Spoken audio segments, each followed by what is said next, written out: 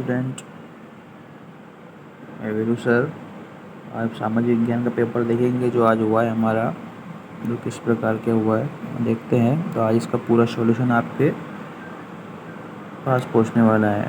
तो जो भी आप करके आए हैं उस क्वेश्चन में एक बार मिला लीजिएगा तो कंफर्म हो जाए कि आप क्या करके आए हैं, है ना। तो अभी स्टार्ट करते हैं। पहला क्वेश्चन हमारा सही विकल्प में कि भारत की समुद्री तट रेखा है, तो उसको लंबाई बताना है किलोमीटर में। तो इसमें इसका ऑप्शन आ जाएगा, भारत की समुद्री तट रेखा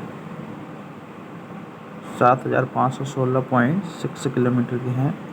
तो इसका पहला आंसर ये हो जाएगा।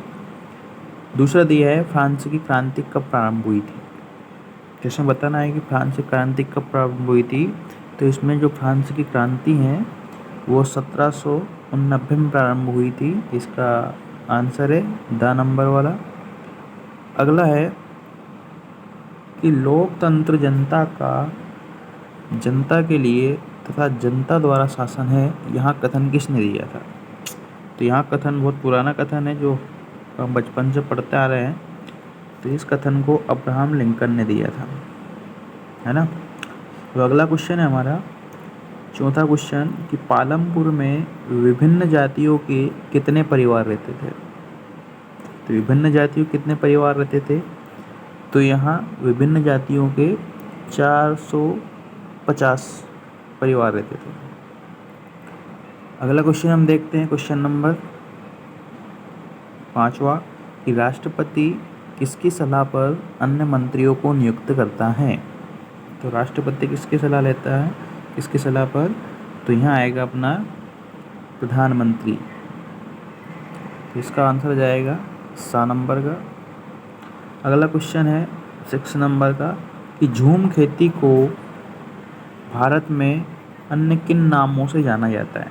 तो झूम खेती है उसको भारत में पेंदा नाम से जाना जाता है, बेबर नाम से जाना जाता है, कुमरी नाम से भी जाना जाता है, तीनों ही नाम से जाना जाता है। तो इसका राइट आंसर क्या हो जाएगा, उपरोक्त सभी।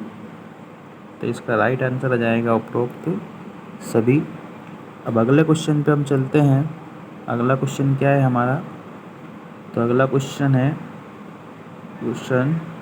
कि रिक्त स्थानों की पूर्ति कीजिए। अब रिक्त स्थानों की पूर्ति हम करेंगे। पहला दिया है, खालिस्तान विश्व में सबसे अधिक वर्षा वाला क्षेत्र कौन सा है।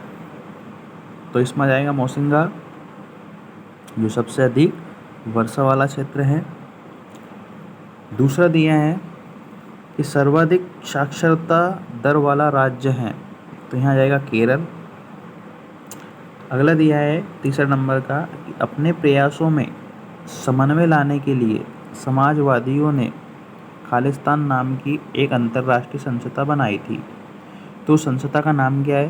तो ये बताना है कि उस संस्था का नाम आ जाएगा लोकतांत्रिक समाजवादी संस्था। अगला दिया है चौथा नंबर का कि मसाई खालिस्तान का चरवाहा समुदाय है। तो यहाँ आ जाएगा केंजिया समुदाय का होगा। अगला है 5वां क्वेश्चन, भारतीय संविधान हमें खालिस्तान मौलिक अधिकार प्रदान करता है। तो भारतीय संविधान हमें 6 प्रकार के मौलिक अधिकार प्राप्त करता है ना, प्रदान करता है। अगला दिया है कि मनरेगा का उद्देश्य प्रत्येक ग्रामीण परिवार को कम से कम 100 दिनों का मजदूरी रोजगार उपलब्ध कराना है। कितने दिनों का कराना है यहाँ पे, 100 दिनों का। तो मनरेगा काम कितने दिनों का आया था यहाँ पे, 100 दिनों का आया था। तो इसका राइट आंसर हो जाएगा 100 दिनों। अगला क्वेश्चन है हमारा क्वेश्चन नंबर 3। इसमें सत्य सत्य बताना है अपने को, कौन सत्य है कौन सा सत्य है। तो पहला दिया है, भारत विश्व का 7वां सबसे बड़ा देश है। भारत विश्व का 7वां बड़ा देश है ना, 7वां बड़ा देश है। तो इसका आंसर बिल्कुल सही है, 7वां ही है। दूसरा दिया है कि टाई चर्च द्वारा वसूल किया जाने वाला कर था। टाई चर्च द्वारा वसूल किए जाने वाला कर था, बिल्कुल राइट है, था। लोकतंत्र नागरिकों को का सम्मान बढ़ाता है, बिल्कुल। लोकतंत्र नागरिकों का सम्मान बढ़ाता है। अगला दिया है चौथा नंबर का, तो चिल्का झील भारत में मीठे पानी की सबसे बड़ी झील है ना। तो चिल्का झील मीठे पानी की सबसे बड़ी झील नहीं है, क्योंकि सबसे बड़ी झील आ जाएगी अपनी उलर। तो इसका आंसर ये क्या हो जाए, गलत हो जाएगा, असत्य मानते इसको, है ना। असत्य हो जाएगा आंसर इसका। अगला देखते हैं पांचवा, भारतीय वन सेवा की स्थापना 1846 में की गई थी। तो इसका ये असत्य हो जाएगा। इसका राइट आंसर है कि भारतीय वन सेवा की स्थापना 1966 में की गई थी। 1966 में की गई थी। अगला क्वेश्चन है हमारा कि बहुमत से जीतने वाला दल सरकार बनाता है। हाँ, बिल्कुल सही है, बहुमत से जीतने वाला दल ही सरकार बनाता है। जिसका जितने विधायक होता है उसका ही मुख्यमंत्री बनता है, और जिसका जितना सांसद होते हैं वह प्रधानमंत्री बनता है। तो इसका क्या हो जाएगा, राइट आंसर हो जाएगा। तो सत्य में 2 असत्य हैं और बाकी 4 सत्य हैं। तो आप देख सकते हैं और अपना आंसर मिला सकते हैं। अगला क्वेश्चन को चलते हैं हम। क्वेश्चन नंबर 4 है हमारा। तो क्वेश्चन नंबर 4 में हमारी क्या आ गई, सही जोड़ी आ गई। तो सही जोड़ी को मिलाइए। तो सही जोड़ी बनाइए जिसमें लिखा है कि दो आप का मतलब क्या होता है, दो आप का मतलब होता है कि 2 नदियों के बीच का भाग, वो क्या कहलाएगा, दोआब कहलाएगा। तो इसमें आंसर हो जाएगा दोआब। अगला है जर्मन गुप्तचर पुलिस, तो इसमें आ जाएगा गेस्टापो। अगला दिया तीसरा नंबर का सरदार वल्लभ भाई पटेल। सरदार वल्लभ भाई पटेल लौह पुरुष थे हमारे, है ना, देश के लौह पुरुष। तो इसको कान्हा नेशनल पार्क, कहाँ स्थित है, तो कान्हा नेशनल पार्क हमारा कहाँ स्थित है, मध्य प्रदेश में स्थित है। अगला दिया है बंगाल का अकाल। तो बंगाल का अकाल जो है वो 1943 में होता। लोकसभा, तो लोकसभा को क्या बोलते हैं अपन, लोकसभा को बोलते हैं हाउस ऑफ पीपल। तो ये आपकी सही जोड़ी है, बिल्कुल राइट है। 6 के 6 नंबर आप ला सकते हैं, एक बार मिला लीजिए। अगले क्वेश्चन की ओर हम चलते हैं। अगला क्वेश्चन है हमारा 5वां क्वेश्चन है। 5वें क्वेश्चन में निम्न प्रश्नों के उत्तर एक शब्द या एक वाक्य में देना है। तो जो हमारा पहला क्वेश्चन है उसका आंसर बताते हैं कि ग्रीष्म ऋतु में चलने वाली गर्म हवा का कहते हैं, है ना। तो अब गर्मी आने वाली है, ग्रीष्म ऋतु आने वाली है, तो जो हवा चलेगी उसको हम क्या कहेंगे, लू कहेंगे, है ना। गांव की भाषा में या सबकी भाषा में क्या कहेंगे इसको, लू। और हम बोलेंगे कि लू लग गई, बाहर निकला है तो, है ना। चलो अगला क्वेश्चन है हमारा, एक निश्चित समयांतराल में जनसंख्या की आधिकारिक गणना क्या कहलाती है ना। एक निश्चित समय के बाद जब जनसंख्या की गणना होती है तो उसे हम जनगणना कहेंगे।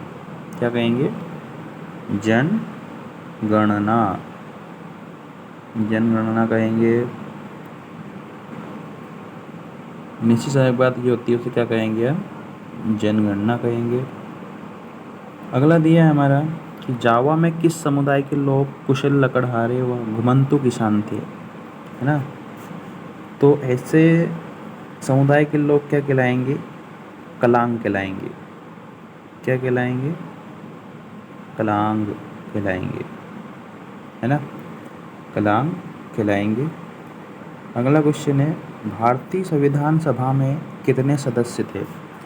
तो जो भारतीय संविधान सभा है उसमें सदस्य थे 299 थे, लेकिन 284 लोगों ने वहाँ पर हस्ताक्षर किए थे, है ना। तो इसका राइट आंसर है 299, लेकिन जब हस्ताक्षर की बात आती है तो यहाँ पे कितना आ जाएगा, 284 आ जाएगा। अगली बार चलते हम अगले क्वेश्चन पर कि संसद के प्रत्येक फैसले की मंजूरी किसकी मंजूरी के बाद होती है। तो संसद में जो भी फैसला होता है उस फैसले में सबसे पहले साइन किसके होते हैं, राष्ट्रपति जी के होते हैं, है ना। जब राष्ट्रपति जी साइन करते हैं तभी प्रधानमंत्री जी कुछ करते हैं। तो पहले साइन होना किसके ज़रूरी है, राष्ट्रपति जी के। राष्ट्रपति जी की मंजूरी लेना ज़रूरी है, उसके बाद ही सब फैसले लागू होते हैं, है ना। अब अगला चलता है हम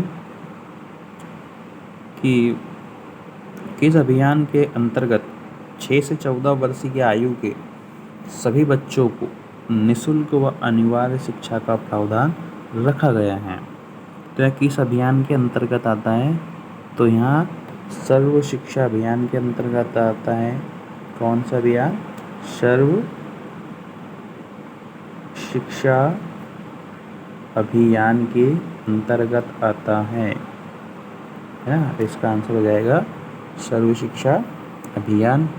तो ठीक है बच्चों, हमारे 5 ऑब्जेक्टिव हो गए हैं। अगर इसके आंसर आपको चाहिए होते हैं स्कूल में तो कमेंट बॉक्स में कमेंट करें, कमेंट करके बताएं, तो इसका आपके आंसर भी मिल जाएंगे। और इसी प्रकार इसे लाइक शेयर सब्सक्राइब करते रहें ताकि आपको अगले पेपर का सॉल्यूशन जल्दी मिल जाए। Okay bye.